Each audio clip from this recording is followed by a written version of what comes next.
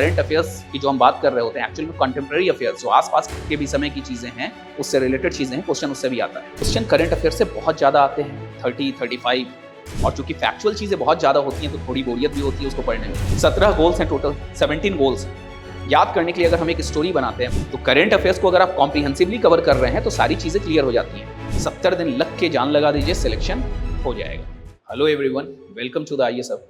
आने वाले कुछ महीने में यूपीपीएससी और बीपीएससी के प्रीलिम्स के एग्जामिनेशंस होने जा रहे हैं। बहुत सारे स्टूडेंट्स उसकी तैयारी में लगे हुए हैं, कॉम्पिटिशन बहुत टफ है। तो यूपीपीएससी के लिए तो हमने एक स्पेसिफिक बैच लॉन्च कर दिया था निश्चय नाम से। जो भी स्टूडेंट्स उससे जुड़े हुए हैं उन्होंने काफ़ी अच्छा फीडबैक दिया, काफ़ी अच्छी पढ़ाई चल रही है उनकी। पर जो भी लोग उससे नहीं जुड़ पाए किसी भी कारणवश, उनके लिए हमने करंट अफेयर्स का एक नया मॉड्यूल शुरू किया है। ये मॉड्यूल जो है वो निश्चय बैच का ही एक्सटेंडेड पार्ट है। तो ये निश्चय के जितने भी हमारे स्टूडेंट्स हैं उनको तो इसका एक्सेस होगा ही, लेकिन जो बाहर वाले स्टूडेंट्स हैं जिससे नहीं जुड़ पाए निश्चय बैच से, वो भी इस मॉड्यूल को अलग से ले सकते हैं। इसमें हम लोग टोटल करंट अफेयर्स की 30 क्लासेस, कॉम्प्रिहेंसिवली 30 क्लासेस करने जा रहे हैं। क्योंकि क्वेश्चन करंट अफेयर से बहुत ज़्यादा आते हैं, 30, 35, और अगर आप मिसलेनियस के पोर्शन को मिला दीजिए जिसमें एग्रीकल्चर, मिनरल्स, इन सब सारी चीज़ों की बात की गई होती है, तो नंबर इससे भी ज़्यादा हो जाते हैं। तो इसलिए बहुत इंपॉर्टेंट पोर्शन होता है और मोस्टली दिक्कत ये होती है कि स्टूडेंट इस पर ज़्यादा फोकस नहीं करते हैं। लास्ट टाइम में 1-2 बार उसकी रीडिंग कर ली कोई भी बुक उठा के मार्केट से और फिर एग्जाम देने चले जाते हैं। वैसे केस में होता क्या, आपने अगर कुछ पढ़ा हुआ भी है तो भी आपको ये फीलिंग नहीं आ रही होती कि वो पढ़ा हुआ है। कई बार तो आपको लगता है कि ये तो देखा ही नहीं है, जबकि उस बुक में था पर आपने 2 बार पढ़ के छोड़ दिया। और चूंकि फैक्चुअल चीज़ें बहुत ज़्यादा होती हैं तो थोड़ी बोरियत भी होती है उसको पढ़ने में। तो इसलिए हमने ये जो मॉड्यूल रखा है इसमें 30 क्लासेस में बिल्कुल डिटेल्ड कवरेज होगा। सिर्फ जो फैक्चुअल चीज़ें हैं सिर्फ वही कवर नहीं होगा, साथ में उसके पीछे का बेसिक बैकग्राउंड भी समझाया जाएगा ताकि आप चीज़ों को कनेक्ट कर पाएं और याद करने में आसानी हो। इसमें मैं और एमके यादव सर मिलकर क्लास लेंगे और आई दृष्टि की जो बुक आती है घटना चक्र की, उसको हमने इसका बेस मटेरियल बनाया है क्योंकि सबसे ज़्यादा लोग उसको फॉलो कर रहे हैं फिलहाल। लेकिन उसमें कुछ चीज़ें ऐसी भी हैं, आई दृष्टि की बुक में बहुत सारे ऐसे इश्यूज़ हैं जो ठीक से कवर्ड नहीं है या फिर बिल्कुल ही मिसिंग है। तो उन चीज़ों को कवर करने के लिए हमने आईएएस हब का एक सप्लीमेंट्री मटेरियल भी तैयार करवाया है। इन दोनों को मिला के ये सफिशियंट रहेगा कि आप एग्जाम देने जाएंगे तो आपसे क्वेश्चंस बन जाएंगे। ये दावा बिल्कुल नहीं किया जा सकता है कि सारे क्वेश्चंस बन जाएंगे, पर हाँ इतना ज़रूर है कि अगर आपसे नहीं बनेंगे तो दूसरों से भी नहीं बनेंगे। और ये एक रिलेटिव कॉम्पिटिशन, इसमें हमें देखना होता है कि जो बगल वाला बना रहा है या जो भी सीरियस कैंडिडेट्स हैं वो बना रहे हैं वो क्वेश्चन हमारा तो मिस नहीं हो रहा है। हमें उसमें थोड़ा एक्स्ट्रा ही रखना है, एज रखना है। इस मॉड्यूल में हम लोग क्या क्या प्रोवाइड करने जा रहे हैं ये बता देता हूँ। सबसे पहले 3 क्लासेस इंट्रोडक्टरी होंगी जिसमें शॉर्ट्स भी कवर किया जाएगा। जो शॉर्ट्स छोटे छोटे न्यूज़ हैं उनके बैकग्राउंड के साथ हम इनको कवर करेंगे। इसके अलावा 3 क्लासेस नेशनल इश्यूज़ को कवर करेंगे, 4 क्लासेस में हम लोग ये इंटरनेशनल इश्यूज़ कवर करेंगे, 5 क्लासेस साइंस एंड टेक्नोलॉजी को देंगे क्योंकि इसमें बहुत सारी टेक्निकल चीज़ें होती हैं, अंडरस्टैंडिंग अच्छे से हो जाए। फिर 5 क्लासेस एनवायरमेंटल इश्यूज़ को देंगे फॉर द सेम रीज़न, क्योंकि उसमें भी बहुत सारी टेक्निकलिटी होती है, बहुत सारी चीज़ों को पढ़ना होता है और उसका बहुत सारा कॉन्टेम्प्रेरी अफेयर्स भी कवर करना होता है। सिर्फ करंट से क्वेश्चन नहीं आ रहे होते हैं। कोई भी इशू अगर न्यूज़ में है तो उससे रिलेटेड 2-3 साल पुराने भी वो पूछ देते हैं, फिर आप लोग रोते रहते हैं कि क्वेश्चन बहुत पुराना आ गया। पुराना नहीं आया है भाई, क्वेश्चन वही आया है, बट करंट अफेयर्स का क्वेश्चन नहीं आता है। करंट अफेयर्स की जो हम बात कर रहे होते हैं एक्चुअल में कंटेम्प्रेरी अफेयर्स, जो आसपास के भी समय की चीज़ें हैं, उससे रिलेटेड चीज़ें हैं, क्वेश्चन उससे भी आता है। इसके बाद 5 क्लासेस स्पोर्ट्स एंड मिसलेनियस, जिससे आजकल बहुत क्वेश्चन पूछने लगे हैं, और 5 क्लासेस वही जो मैं आपको बता रहा था कि जो भी चीज़ें मिसिंग हैं, जो भी चीज़ें रह गई हैं, वो चीज़ें हम इसमें कवर करने की कोशिश करेंगे। ये सब सप्लीमेंट्री मटेरियल। इसमें बहुत सारी चीज़ें ऐसी होंगी जो कि आपने देखा होगा, उसको आप ज्योग्राफी की बुक में, आप घटना चक्र की ज्योग्राफी के PYQs को अगर देखते हैं तो उसमें आपको वो क्वेश्चंस मिल जाते हैं। एग्रीकल्चरल प्रोडक्ट से रिलेटेड, मिनरल से रिलेटेड की कौन सी क्या रैंकिंग है, वो भी हम कोशिश करेंगे कि इसमें कवर करवा दें। और अगर आपने इस तरह से कॉम्प्रिहेंसिवली चीज़ों को कवर कर लिया, करंट अफेयर्स के साथ साथ उससे रिलेटेड स्टैटिक चीज़ों को भी कवर करते गए, क्योंकि जब मैं करंट अफेयर्स करवा रहा हूँ तो उससे रिलेटेड जो भी स्टैटिक बातें होंगी उस पर भी हम लोग डिस्कशन करेंगे। बुक में भी दिया हो तो भी, नहीं भी दिया हो तो भी। और वो चीज़ें डिस्कशन के थ्रू अगर दिमाग में जाएंगी तो रिटेंटिविटी हो पाएगी। अगर वो दिमाग में नहीं गई ठीक से तो आपको मन बहलाने के लिए आपको लग रहा है कि हाँ भाई पढ़ लिया है, करंट अफेयर्स 3 बार पढ़ लिया है, लेकिन वो दिमाग में रहेगा नहीं। तो इन सारी चीज़ों का ध्यान रखना है कि करंट की चीज़ों को स्टैटिक से कनेक्ट करते हुए ही पढ़ाई करनी है। मैं आपको एक एग्जाम्पल दिखा दे रहा हूँ। जैसे कोई भी एक इशू उठा लीजिए, ये आपका नेशनल करंट अफेयर्स का एक इशू है, जैसे 50 ईयर्स ऑफ इमरजेंसी। आप इसको सिर्फ फैक्चुअली रट नहीं लीजिएगा कि हाँ भाई 25 जून को बताया गया है कि अब से संविधान हत्या दिवस मनाया जाएगा। 50 साल पूरे हुए हैं इस साल, जो नेशनल इमरजेंसी लगी थी इंदिरा गांधी जी के टाइम पे, उसको 50 साल पूरे हुए हैं। तो एक मान लीजिए चांस से इस पे क्वेश्चन पूछा जा सकता है। पर क्वेश्चन कितने एस्पेक्ट में पूछा जा सकता है आपको वो समझना जरूरी है। तो आप पूरी कहानी इसको समझिएगा, एक कहानी के रूप में समझिएगा कि चीजें हुई क्या थी। उससे रिलेटेड आपको पॉलिटिकल फैक्ट्स भी मिलेंगे जो पॉलिटी में पूछे जा सकते हैं, और आप वो गलत करके आ जाएंगे तो प्रॉब्लम हो जाएगी। जैसे यहीं पे मैं आपको एग्जांपल बता रहा हूँ, इंदिरा गांधी इलेक्ट होके आती हैं रायबरेली की सीट से, जहाँ पे उनके खिलाफ राज नारायण लड़ रहे थे, एक बहुत बड़े फ्रीडम फाइटर थे।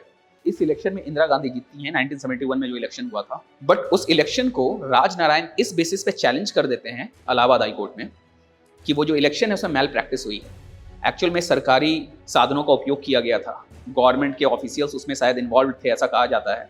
तो वो सारी चीज़ों के बिना पे बोला गया कि इलेक्शन में मैल प्रैक्टिस हुई है। इस वजह से ये जो केस हुआ था इंदिरा गांधी वर्सेज राज नारायण केस, इसमें इलाहाबाद हाई कोर्ट ने डिसीजन दिया था कि इसको नल किया जाता है, वॉइड किया जाता है। 1975 में ये जजमेंट आता है, इलेक्शन के 4 साल बाद ये जजमेंट आया कि इंदिरा गांधी का जो इलेक्शन था दैट इज इनवैलिड, वो इनवैलिड करार दे दिया जाता है।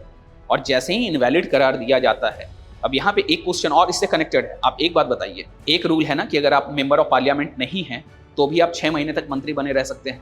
यहाँ पे ऐसा क्यों नहीं हुआ? क्योंकि ये वाला जो है ये सुप्रीम कोर्ट ने 97 में ये जजमेंट दिया था। 1997 में ये जजमेंट आया था कि अगर कोई इंसान मेंबर ऑफ पार्लियामेंट नहीं भी है फिर भी वो 6 महीने के लिए मिनिस्टर बना रह सकता है। उसके पहले ये नहीं था, और ये बात हो रही है 1975 की। तो जैसे ही आपकी सदस्यता गई, जैसे ही आपकी मेंबरशिप गई, आप मेंबर ऑफ पार्लियामेंट नहीं रहे, इसका मतलब है कि आप उस पद पे रहने लायक नहीं रह गए, अब आप प्रधानमंत्री नहीं रह सकते। इसके जस्ट बाद पूरे भारत में बिल्कुल एकदम क्योटिक सिचुएशन बन जाता है। आपने वो वाला सुना होगा, रामलीला ग्राउंड में जयप्रकाश नारायण, बहुत लोग वहाँ भरा हुआ था खचाखच। जयप्रकाश नारायण, जेबी कृपलानी, लोहिया, सब लोग थे, जहाँ पे सिंहासन खाली करो कि जनता आती है का नारा दिया जयप्रकाश नारायण ने, दिनकर की कविता को कोट करते हुए। उसके अलावा उन्होंने एक बहुत बड़ी बात कर दी थी, आर्म फोर्सेस से भी कह दिया था कि आप बायकॉट करें, क्योंकि ये जो प्रधानमंत्री के पद पे बैठी हुई हैं ये प्रधानमंत्री नहीं है, क्योंकि इलाहाबाद हाई कोर्ट ने बोल दिया है कि इलेक्शन जो है वही गलत था। तो इस वजह से फखरुद्दीन अली अहमद उस समय के प्रेसिडेंट थे, उनको रातों रात कॉल जाता है कि आप तुरंत ये राष्ट्रीय आपातकाल की घोषणा कर दीजिए। ये सारी चीज़ों को कहानी के रूप में आपको समझना है। उस समय तक ऐसा नहीं था कि कैबिनेट के परमिशन की ज़रूरत है। तो आपको इससे रिलेटेड जो पॉलिटिकल फैक्ट है, आपको एक तो ये मिला कि 1997 में इलाहाबाद हाई कोर्ट ने क्या डिसीजन दिया, उसके बाद ये चीज़ शुरू हुई। दूसरा, आपको ये पता चल रहा है कि उस समय प्रेसिडेंट कौन थे, आपको ये समझ में आ रहा है कि उस समय कैबिनेट की एडवाइस नहीं चाहिए थी। ये करंट अफेयर्स का ही क्वेश्चन है, अगर आप ध्यान से देखेंगे ये चीज़ें कनेक्टेड हैं।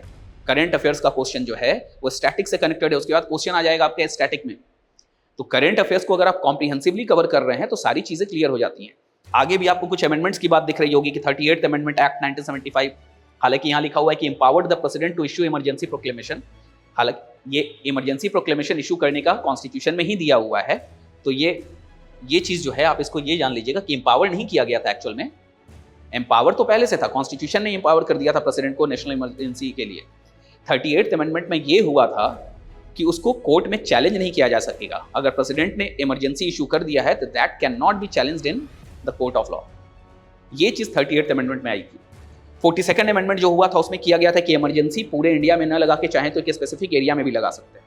42nd अमेंडमेंट को आपको पता है मिनी कॉन्स्टिट्यूशन बोला जाता है, उसमें बहुत सारे चेंजेस किए गए थे।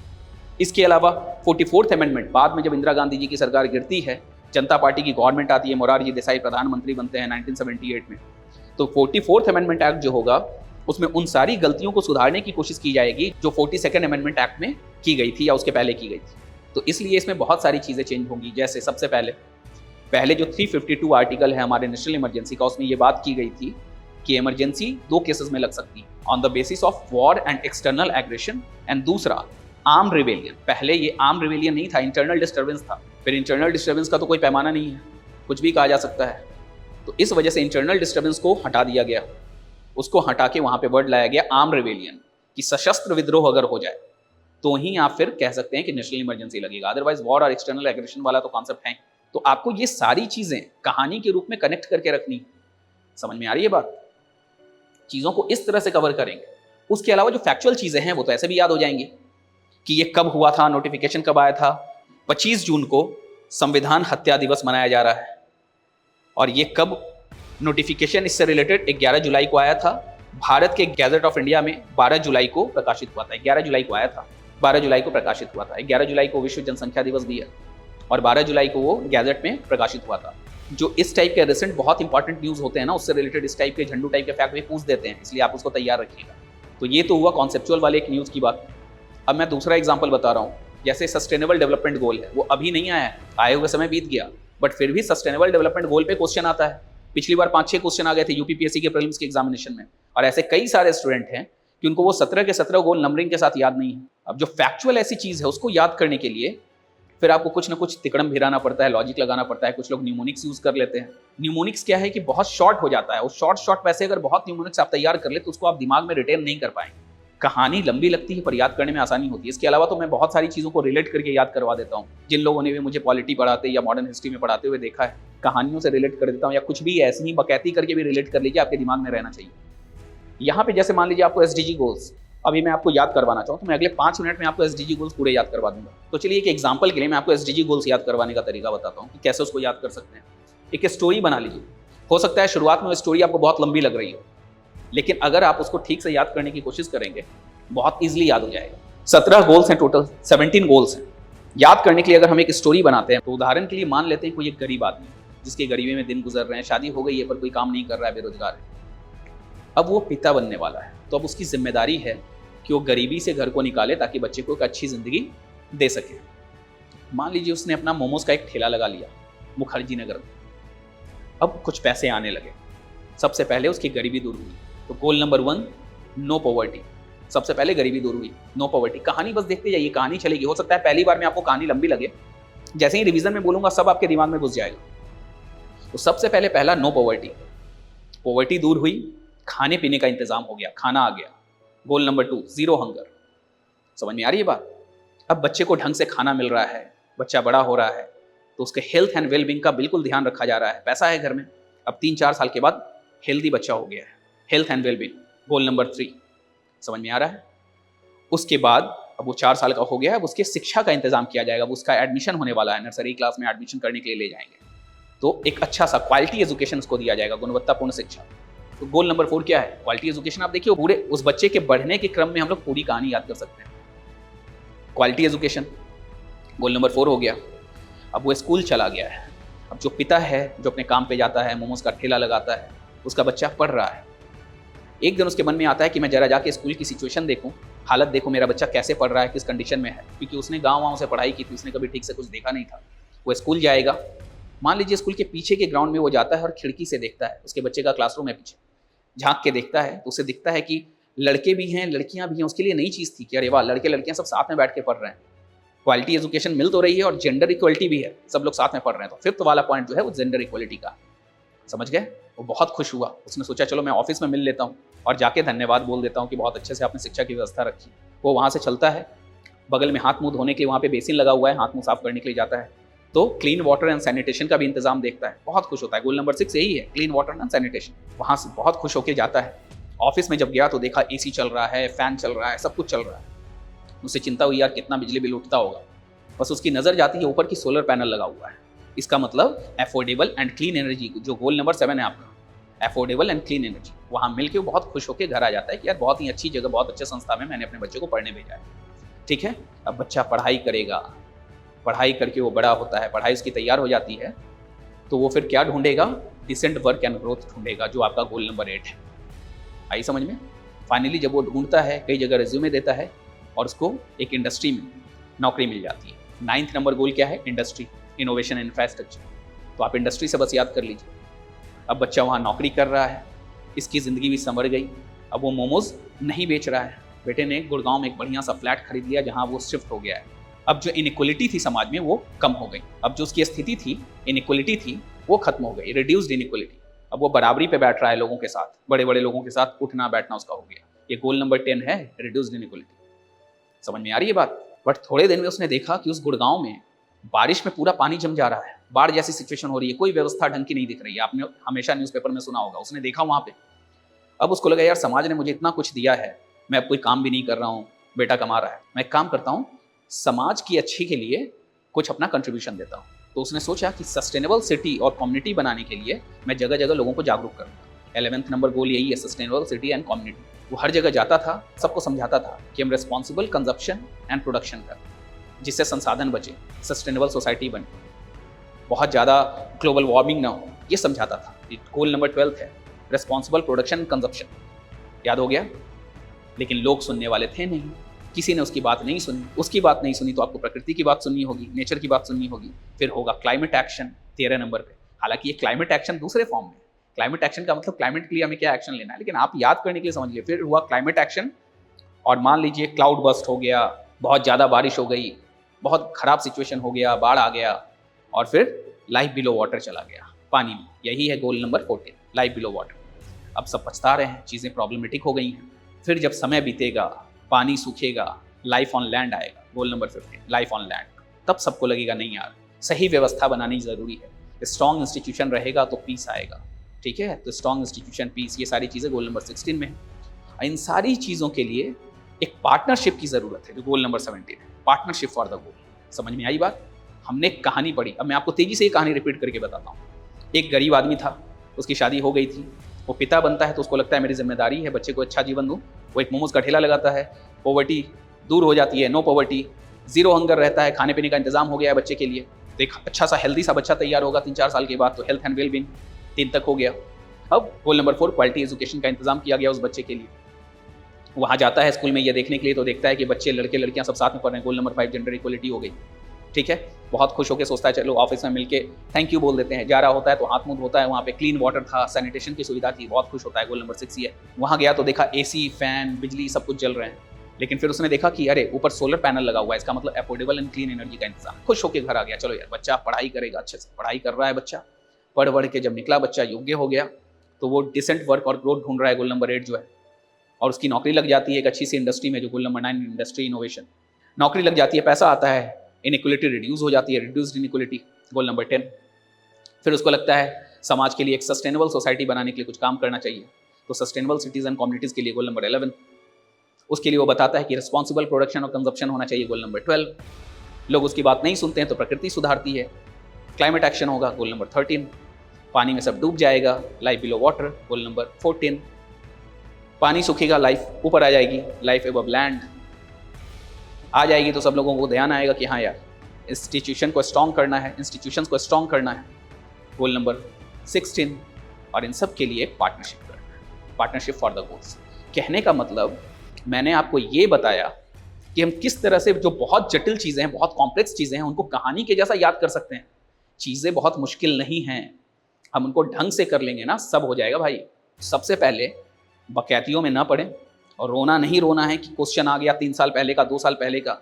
अगर बहुत अल्टर टाइप का कुछ क्वेश्चन आ गया, बहुत ही अजीब सा क्वेश्चन आ गया, औरंगजेब के फूफा का नाम पूछ दिया, तो आपको बनाना भी नहीं है वो क्वेश्चन, क्योंकि ये रिलेटिव कॉम्पिटिशन है, वो किसी को नहीं आ रहा होगा। बात समझ में आ रही है? तो इतना लोड नहीं लेना है, जो बाकियों ने किया है हमें उससे आगे रहना है, इतना याद रखना है। Relative competition, this is a relative competition, आपको अपने कॉम्पिटिटर से आगे रहना है। बात समझ में आ रही है? लेकिन हमें अच्छे से चीज़ों को कवर करना है, जो हम आपको अपने इस करंट अफेयर्स के मॉड्यूल में करवाएंगे, और इसमें बाइलिंगुअली हम करवाने वाले हैं। इसकी टेंशन मत लीजिएगा कि हिंदी वाली मैगजीन मेरे पास है या इंग्लिश वाली मैगजीन है। करंट अफेयर्स में चीज़ें, फैक्ट्स, कहानियाँ वही रहती हैं। मैं पढ़ाता हूँ तो उसमें इसका ध्यान रखता हूँ कि ना हिंदी वालों को दिक्कत है ना इंग्लिश वालों को। इंपॉर्टेंट ये है कि आप चीज़ों को समझिए, अच्छे से कवर कीजिए, और कोई भी बहाना दिमाग को देने की ज़रूरत नहीं है मेरा इस वजह से तैयारी कमज़ोर हुई है। 60-70 दिन बचे हैं भाई, जान लगा लो, एग्ज़ाम आपका है। अगर अच्छे से जुड़ के करोगे, सिलेक्शन हो जाएगा। एक बहुत बड़ा मार्क्स करंट अफेयर्स आपका कवर करवा देगा। बीच बीच में कुछ टेस्ट भी होंगे आपके, जब कोई सेक्शन कंप्लीट होगा तो उसका टेस्ट हो जाएगा, कुछ फुल लेंथ टेस्ट भी होंगे, पर मेन फोकस आपको रिवीजन पे रखना है। सबसे ज़्यादा ज़रूरी है स्टेट PSC के प्रीलिम्स में वही होता है। अच्छे से पढ़ाई कीजिए, 70 दिन लग के जान लगा दीजिए, सिलेक्शन हो जाएगा। ऑल द वेरी बेस्ट, मिलते हैं फिर क्लास में, बाय।